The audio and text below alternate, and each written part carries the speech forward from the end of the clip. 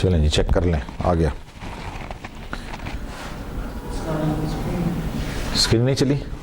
अच्छा, वो मैं ऑफ करता हूँ। एक मिनट इधर से।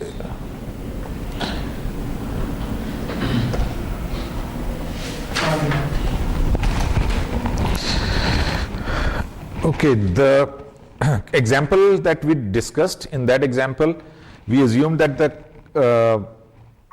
company was operating at full capacity, 100% capacity पे काम कर रही थी, इसलिए फिर उसको additional assets के लिए फिर additional investment चाहिए थी। What if the company was operating at 85% of the capacity? अगर 100% capacity पे काम नहीं करी तो 85% capacity पे है। The maximum amount of sales that can be supported by 2005 level of assets is यानी जो 85 कैपेसिटी पे है तो कितनी आप कैपेसिटी पे सेल्स कर सकते हैं? 2353 मिलियन या 1000 की आप सेल्स कर सकते हैं। 2006 forecast sales exceed the capacity sales, so new fixed assets are required to support 2006 sales.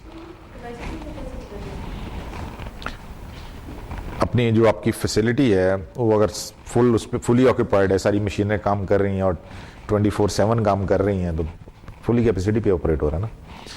जितने आपकी लेबर और सारी आपकी जो मशीनरी है वो फुल टाइम ऑपरेट हो रही है।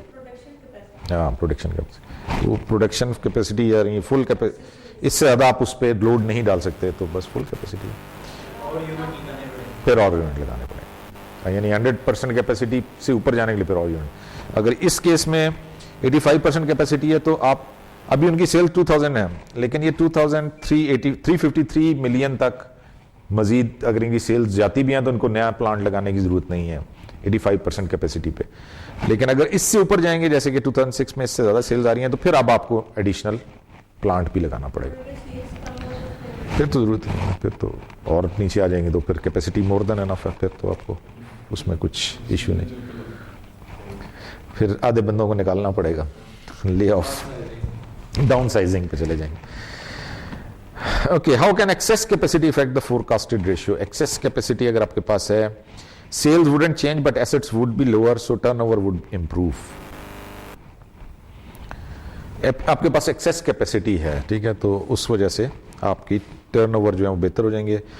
New debt and slower interest and higher profits.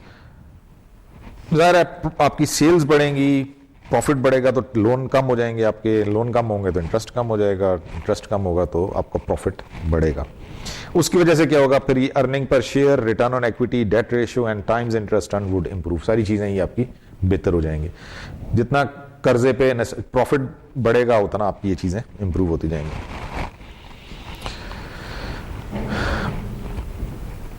Okay, how would the following items effect the AFN? ये जो AFN इक्वेशन है, ये वाली जो इक्वेशन है, ये वाली कह रही पूरी लिखी नहीं हुई। अच्छा, वो जो AFN इक्वेशन है, बेसिकली ये जो है ना, ये कॉन्सेप्ट है। इसमें वो ये कह रहा है कि अगर पे आउट रेशियो हम बढ़ा दें, डिविडेंड पे आउट रेशियो बढ़ाएंगे तो इसका AFN पे क्या इफेक्ट आएगा। अगर हम डिविडेंड पे आउट रेशियो बढ़ाएंगे तो रिटेन अर्निंग्स कम हो जाएंगी, डिविडेंड बढ़ जाएगा ना, रिटेन अर्निंग्स कम हो जाएंगे, तो AFN पे क्या फर्क पड़ेगा? बढ़ेगा, फिर आपको और ज्यादा लोन लेने पड़ेंगे ना। तो ये अगर आप डिविडेंड पे आउट रेशियो बढ़ाते हैं तो फिर आपको AFN को बढ़ाना पड़ेगा, क्योंकि आपकी रिटेन अर्निंग्स कम हो रही हैं। प्रॉफिट मार्जिन बढ़ गया तो प्रॉफिट मार्जिन अगर बढ़ेगा, प्रॉफिट मार्जिन बढ़ेगा तो रिटेन अर्निंग्स बढ़ेंगी। प्रॉफिट मार्जिन बढ़ा ना, प्रॉफिट बढ़ गया तो आपकी dividend pay out ratio fix है, प्रॉफिट बढ़ गया तो रिटेन अर्निंग्स बढ़ जाएंगी, रिटेन अर्निंग्स बढ़ेंगे तो AFN कम हो जाएगा, ठीक है ना। AFN कम होगा, बाहर के फंड्स कम लेने पड़ेंगे, आप अपने रिटेन अर्निंग्स ज्यादा होने की वजह से अपने सोर्सेज से मैनेज कर रहे हैं चीजें, वो बेहतर हो जाएंगी। कैपिटल इंटेंसिटी रेशियो, ये वाली है capital intensity ratio, total increase in asset minus this. ये अगर बढ़ जाए आपकी higher capital intensity ratio, capital intensity का फॉर्मूला दिया हुआ है, ये इनका डिफरेंस, ये कैपिटल इंटेंसिटी है ना, वो जो शुरू में था ना, this is capital intensity ratio, A star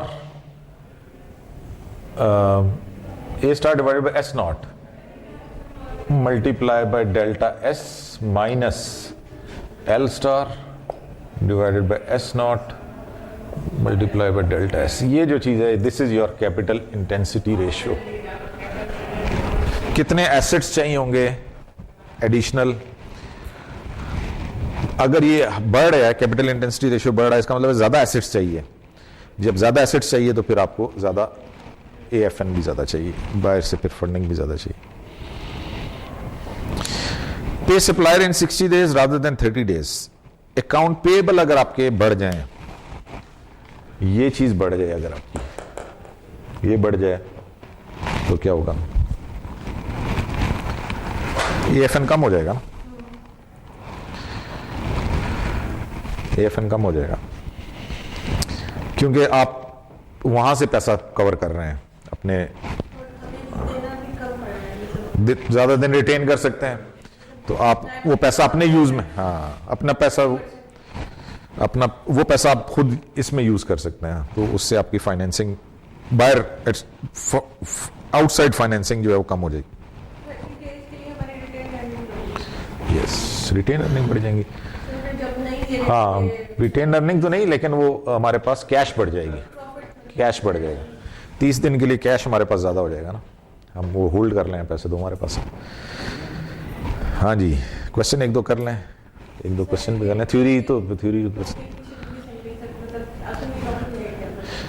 अच्छा जी, टॉपिक ये है फाइनेंशियल फोरकास्टिंग का, कि आप फाइनेंशियल प्लानिंग एंड फोरकास्टिंग, के you want to plan, make your financial forecast for the upcoming period. ठीक है, अब उसमें जो हमने फोरकास्टिंग के बहुत सारे तरीके हैं, बहुत सारे उसके मेथड्स हैं, हमने सिर्फ डिस्कस ये किया, हमने ये नहीं किया कि फोरकास्टिंग करनी कैसे है, हमने ये कहा जी फोरकास्टिंग हो गई है, कंपनी ने फोरकास्ट किया, ये चीज़ें हमारी आ रही हैं, ये सेल्स आ रही हैं, ये हमारे आगे नेक्स्ट पीरियड के ये फिगर्स हैं एक्सपेक्टेड, उसकी बेसिस पे हमने अपना फाइनेंशियल प्लान बनाना है कि जी इसकी बेसिस पे हमें कितने फंड्स चाहिए होंगे इस फोरकास्टिंग की बेसिस पे। तो उसके लिए जो हम यूज़ करते हैं वो ये एएफएन इक्वेशन यूज़ करते हैं कि जी इसकी मदद से हम ये फिगर आउट करते हैं, या ये हम प्लान बनाते हैं कि जी हमें कितने फंड्स एडिशनल आउटसाइड, कितने में टोटल फंड चाहिए, उसमें से कितने हमारे इंटरनल सोर्सेज से पूरे हो रहे हैं और कितने हमें एक्सटर्नल फंडिंग चाहिए। तो ये AFN is basically external funding. External funding can be in the form of loan, या तो आपको लोन लेने पड़ेंगे, या फिर आप अपने शेयर्स, नए शेयर्स बेचें ताकि वो पैसा वहां से कवर हो जाए। बस ये बेसिकली इसका समरी ऑफ दिस टॉपिक। अब इसके कुछ 2-4 क्वेश्चंस कर लेते हैं, फिर उसके बाद ब्रेक करते हैं, क्योंकि उसके बगैर आपको ये समझ भी इतना नहीं आना जब तक इसके न्यूमेरिकल नहीं करेंगे वो। Okay, practice questions.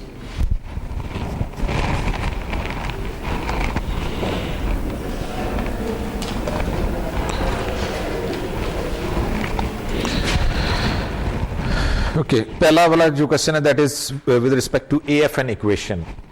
Carter Corporation sales are expected to increase from 5 million in 2005 to 6 million in 2006. अब ये 5 million से 6 million और कैसे, दिस इज देयर फोरकास्टिंग। ठीक है, उन्होंने फोरकास्ट किया कि जी हमारी सेल्स जो है ना नेक्स्ट ईयर में 1 million सेल्स में इंक्रीज आ जाएगा, और by 20%, so they are expecting 20% increase in their sales. Its assets total 3 million at the end of 2005. Carter is at full capacity, so its asset must grow in proportion to projected sales. Full capacity में है तो अगर आपने 20% increase करना है तो 20% increase इन assets भी होगा। At the end of the 2005, current liabilities are 1 million, consisting of 250,000 of accounts payable, 500,000 of notes payable, and 250,000 of accrued liabilities. The after tax profit margin is forecasted to be 5%.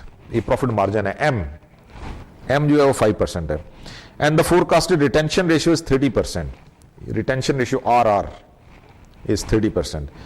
Use the AFN equation to forecast Carter's additional funds needed for the coming year. अब ये सारी हमारे पास information है, इसकी basis पे हमने उसकी AFN additional fund needed calculate करना है. So the formula is there, A star divided by S nought.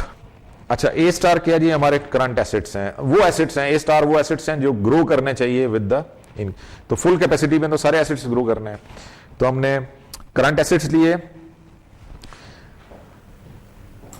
यानी जो हमारे करंट एसेट्स हैं वो divided by S naught current sales. Current sales हमारी 5 मिलियन की हैं, multiply by delta S. Delta S 6 million minus 5 million, तो 1 million आ गया.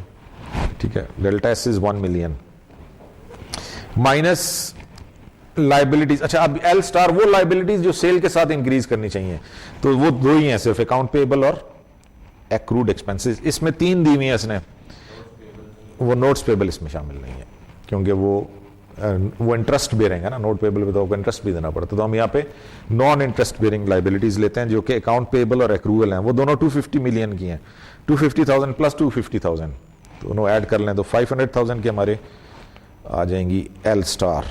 500,000 हमारे लाइबिलिटीज हैं जो ग्रो करेंगे with the increase in sale divided by current sales 5 million, delta S 1 million minus M is profit margin. आप देखें प्रॉफिट मार्जिन इज 0.05, 5% है ना, 5% इज 0.05. एम ये आ गया. S1 अगले साल की sales 6 million projected sales. RR retention ratio 30% है, रिटेंशन रेशियो 30% मीन 0.3. इस इक्वेशन को सॉल्व कर लें तो आपके पास AFN आ जाता है 410,000. कब? ये तो मिड के बाद होगा ना, ये मिड से पहले वाला नहीं है. ठीक है जी, ये तो सिंपल, इसमें सारी चीजें गिवन थी, बस हमने उसमें फॉर्मूले में डाल के और उसको कैलकुलेट कर लिया. तो 410,000 के हमें एडिशनल फंड चाहिए, चाहे हम बोरोइंग से कर लें या नए शेयर्स इशू करके पूरे करें, वो हमें पूरे करने हैं बाहर से. बाकी हमारे पास अवेलेबल है फंड्स. टोटल हमें 6 लाख चाहिए था ना, 6 लाख हमें टोटल चाहिए थे. उसमें से हमने 1 लाख अपने एक्रूड लाइबिलिटी से पूरे कर लिए, अपने शॉर्ट वो जो नॉन इंटरेस्ट बेरिंग लाइबिलिटीज उसमें पूरे कर लिए, और 90,000 हमने रिटेन अर्निंग से पूरे कर लिए. तो 6 लाख में से 1,90,000 हमने अपने सोर्सेज से पूरे किए हैं. 410,000 हमें बाहर से लेने पड़ेंगे, बोरो करने पड़ेंगे. इसी इक्वेशन को लेके चलते हैं आगे जी. चेंज आगे इसी कोई क्वेश्चन है, प्रॉब्लम भी वही है इसमें. What would be the additional fund needed be if the company's year end 2005 assets had been 4 million. Assume that all other numbers are the same. अच्छा, L स्टार चेंज हो जाएगा ना, बाकी तो सेम रहेंगे सारे. सॉरी, ए स्टार एसेट्स चेंज हो गए ना, एसेट्स जो है वो 4 मिलियन हो गए. तो क्या यानी क्या चेंज आ जाएगी हमारे इसमें? सिर्फ ए स्टार चेंज हुआ, बाकी सब वही है. तो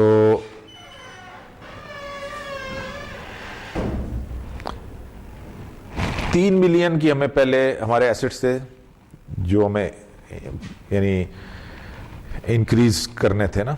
3 मिलियन था ना ए स्टार. अब ए स्टार हो गया 4 मिलियन का, तो उसकी वजह से फिर क्या हुआ, हमारी AFN बढ़ गई 610,000. वो आगे वाला तो 190 सेम है, 190 हम अपने सोर्सेज से पूरे कर रहे हैं. ये चीज चेंज हुई है, 800,000 अब हमें चाहिए एसेट्स. 8 लाख के एसेट्स चाहिए जिसमें से 190 हम अपने सोर्सेज से पूरे कर रहे हैं, बाकी 610,000 हमें बोरो कर रहे हैं.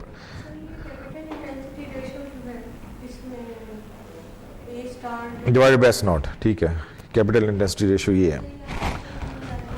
हाँ नहीं, वो नहीं है, बस कैपिटल इंटेंसिटी रेशियो इतना ही है. A star divided by S nought ratio कह रहा ना वो, this is capital intensity ratio यही है. A star divided by S nought, यानी कितने एसेट्स एडिशनल चाहिए compare to your current sales.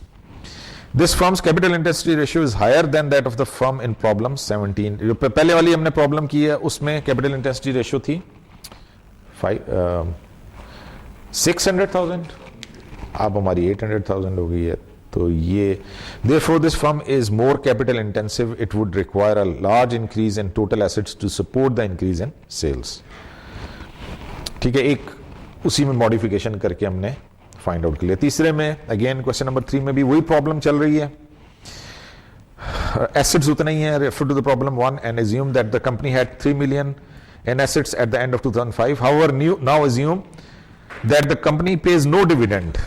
Dividend वो कोई नहीं दे रहे, सारा जो है वो रिटेन कर रहे हैं। उन्होंने लगता है हमारी भाई की मशवरे पे अमल कर लिया है, करिए डिविडेंड नहीं देते हैं, रिटेन कर लें। Under this assumption what would be the additional funds needed for the coming year?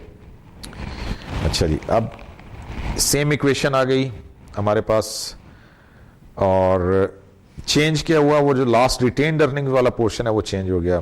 300,000 हमें प्रॉफिट मिल रहा है, वो सारा का सारा हम रिटेन कर रहे हैं, रिटेंशन हमारी 100% है।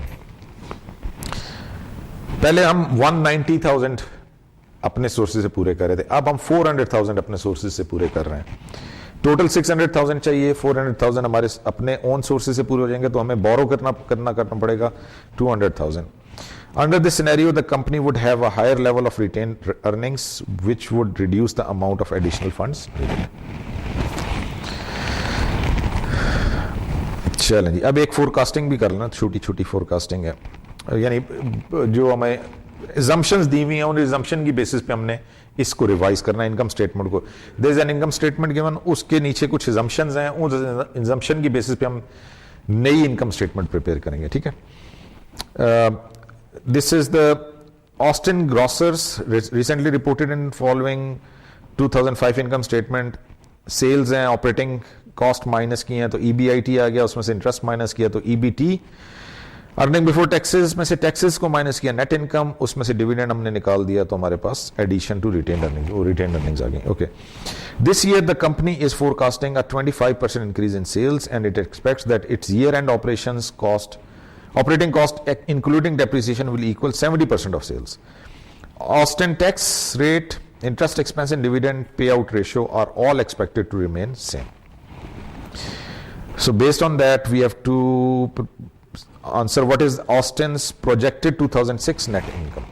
यानी net income दोबारा, ये income statement दोबारा से बनानी पड़ेगी,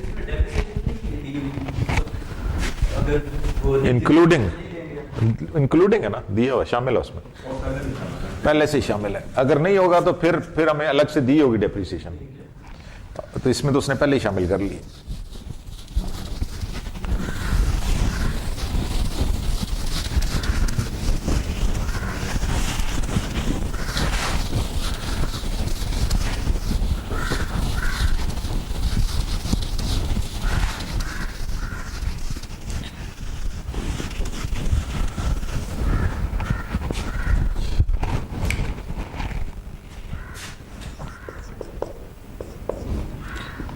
नंबर 4 है कि sales less operating costs EBIT less taxes less interest EBT less taxes net income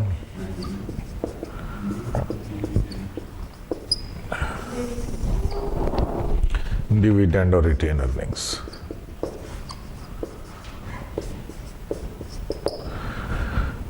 के 700 अभी है, 500 operating costs, EBIT 200, 40 interest, 160, 64 taxes,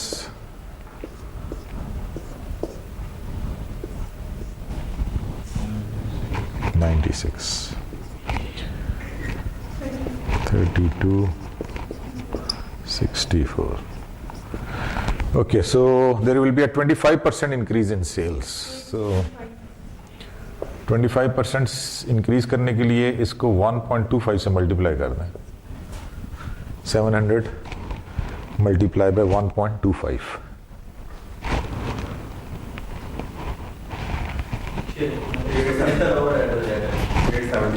eight 75 आ जाए, 875 आ जाए।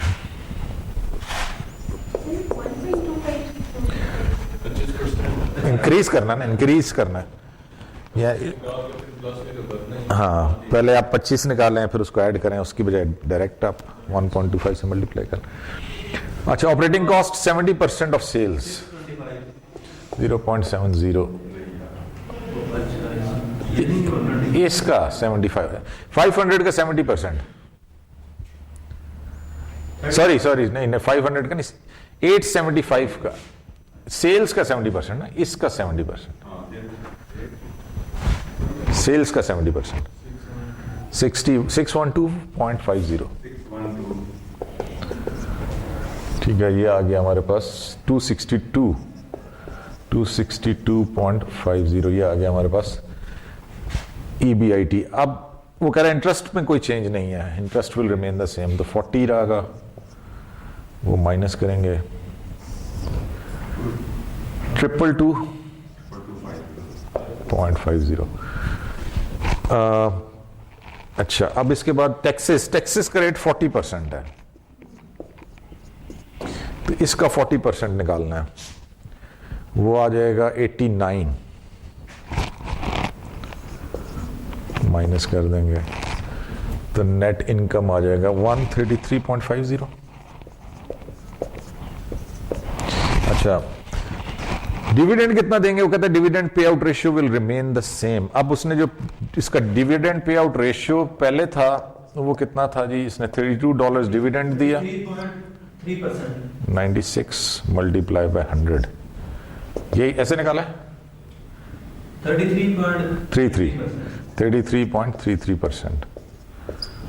ये हमारा डिविडेंड पे आउट रेशियो है, वो कहता है ये सेम रहेगा, तो ये जो हमारा नेट इनकम आया इसका 33.33% हमने डिविडेंड देना है, वो आ जाएगा 44.50। तो हमारे पास रिटेन्ड अर्निंग्स आ जाएंगी $89 की।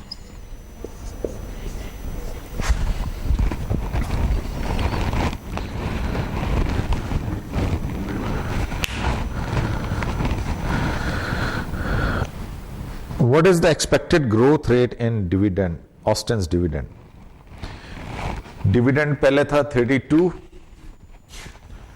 अब हो गया 44.50। Change in dividend, growth in dividend, delta dividend, ये आप निकाल सकते हैं, dividend in next period minus current dividend divided by current dividend.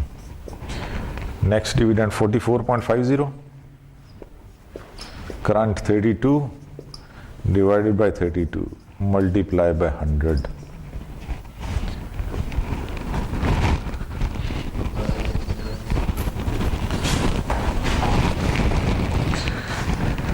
$39.06।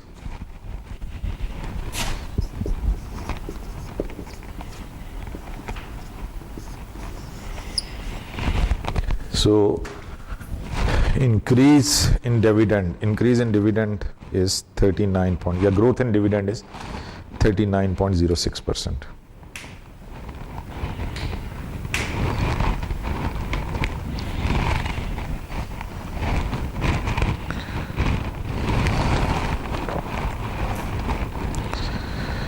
Question number 5, excess capacity.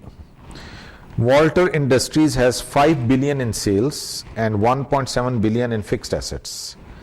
Currently the company's fixed assets are operating at 90% of capacity. Full capacity पे नहीं है, 90% capacity पे. What level of sales could Walter Industries have obtained if it had been operating at full capacity?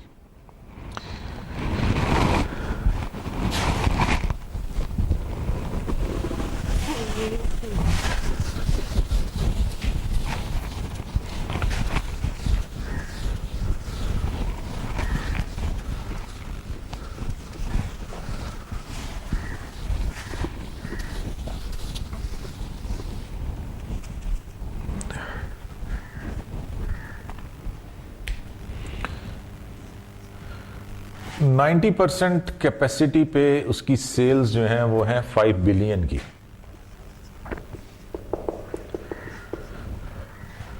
Hundred % capacity पे कितनी होंगी?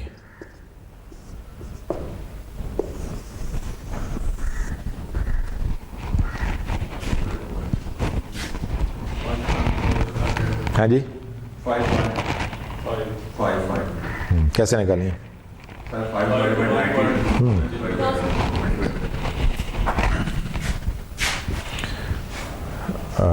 Sales at full capacity,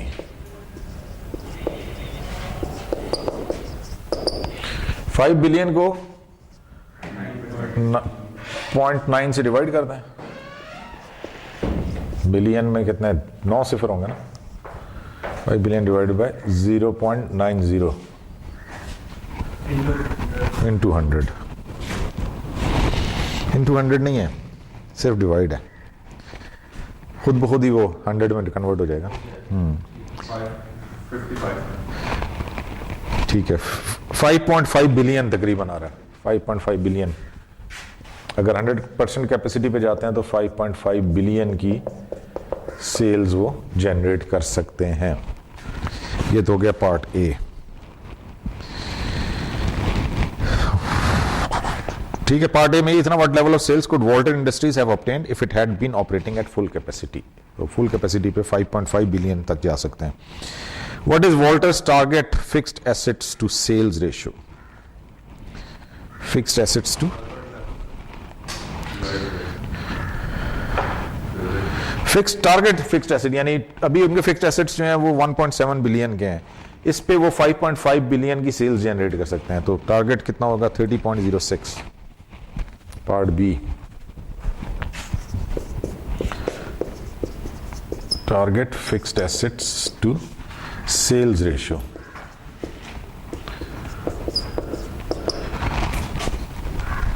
fixed assets, target fixed assets, अभी fixed assets जो हैं 1.7 billion के हैं, और जो आपकी 100% कैपेसिटी है वो 5.5 बिलियन की है। This gives you approximately 30.6%।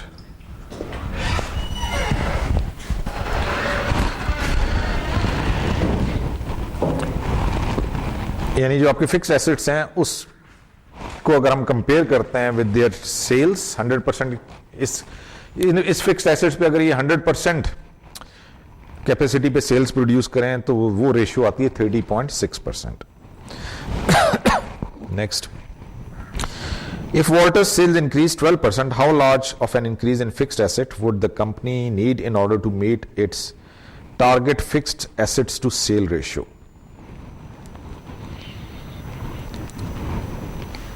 Okay, so there's an increase in sales of 12%.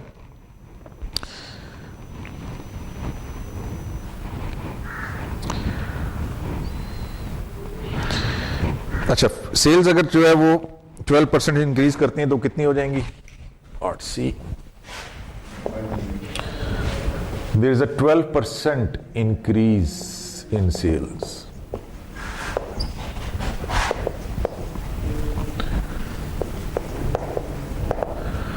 Current sales are 5 billion. 5 billion multiplied by 1.12, 12%. The 5.6 billion की सेल्स हो जाएंगी। अच्छा, 5.6 बिलियन की सेल होंगी, इसमें से 5.5 बिलियन तो आप अभी भी कर सकते हैं ना। उस 5.5 बिलियन तक तो आपको मजीद इन्वेस्टमेंट की जरूरत नहीं है। उसके ऊपर जाने के लिए हमें इन्वेस्टमेंट चाहिए। उसके ऊपर हमें कितने चेंज इन फिक्स्ड एसेट्स चाहिए होगा? हमारी fixed assets to sales ratio जो है वो 30.6 है। ये रेशियो मेंटेन रखनी है, तो यानी जो हमें एडिशनल एसेट्स चाहिए उसका 30.6% हमें चाहिए। तो एडिशनल कितने चाहिए? 5.6 माइनस 5.5, 5.5, 13.6 मिलियन। 13.6 मिलियन के हमें एडिशनल एसेट्स, फिक्स्ड एसेट्स चाहिए होंगे। 13.6 मिलियन के एडिशनल फिक्स एसेट्स चाहिए होंगे।